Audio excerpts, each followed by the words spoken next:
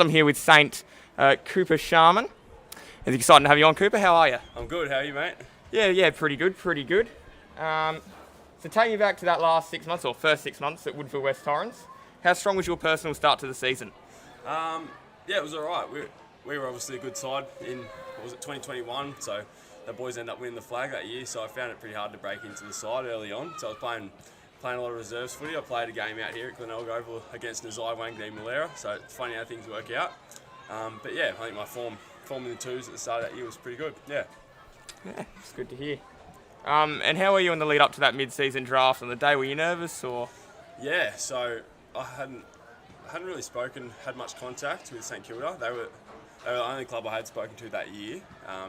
One of the recruiters came to Adelaide earlier in the year, and I had a chat with them then, and then had no contact with them or any other clubs in the lead up until the day before when James Gallagher, who was the list manager then, gave me a call the day before and sort of started talking to me and getting things going. And so by the end of that day, I was pretty nervous that my dream could become a reality that next day. So, and then the next day, James Gallagher ended up ringing me and saying, we'll draft you tonight, and if you're ready to come over. And I was absolutely shocked that they told me before the draft didn't happen. So I sort of rocked up to training at Woodville Oval that night, knowing that I was about to be drafted, and sort of kept that under wraps with all the boys, and so they were pretty stoked to find out as well. And how was that feeling when you realised that dream was going to happen? Yeah, that was awesome, especially because it was so unexpected, I suppose. I was sort of not expecting to only be at Woodville for 6 months, so just how unexpected it was an absolutely amazing feeling. Yeah. So tell me about the lead up to the first AFL training session you had. Yeah, so the Saints team, they were in Sydney in a sort of a hub for that week because obviously COVID was still happening in that. So I got flown in. So I got drafted on the Wednesday night. Still played the SANFL game for the Eagles on Saturday, and then got flown to Sydney on the Monday into the hotel where the Saints boys were staying. So that was pretty daunting. Going there, meeting them all, and then the next day we had a training session. And, I was absolutely buzzing, just flying around and just training with all these boys that I've watched on TV growing up and absolutely idolised. That was awesome. Are there any Woodville personnel you still chat to from your time at the club? Yeah, so I came over at the same time as Mitch Hardy, so he's from Leeton as well. So we grew up. He's a couple of years older, but we grew up together. So still keep in contact with him, and it's good to see him dominating at the minute for the Eagles. And then still close with a couple of boys, Clay Cameron and Luke Beacon. Moving away from your personal game, how are things with the Saints this year?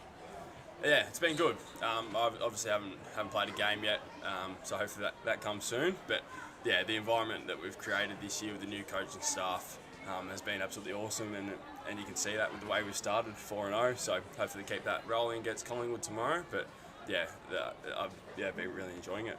It's good. Emergency tomorrow. Looking forward to getting out there for a bit of a run. Yeah, so it'll be good. Obviously wish I was playing, but it'll be good to soak in the atmosphere. And Adelaide's obviously buzzing at the minute, so it's a good weekend to come over and be a part of the squad. Yeah. Doing anything fun while you're in Adelaide? Nah, not really. Probably just stay low, I reckon. Have a bit of a walk around and see the sights of Glenelg again. But pretty cruisy.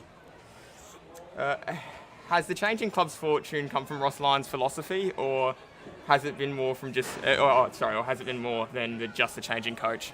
Obviously, credit to Ross, absolutely. I think we also, the talent and the personnel we've got is good enough to be competing at that level, as we've shown at the first half of last year, that we're around the mark and up the top end of the ladder. So there's bits of both, that Ross's philosophy, game plan, and his coaching style has definitely contributed, and also just the boys playing really well, especially the new boys that have come in to cover injuries to like Jack Steele and Max King. So combination of both.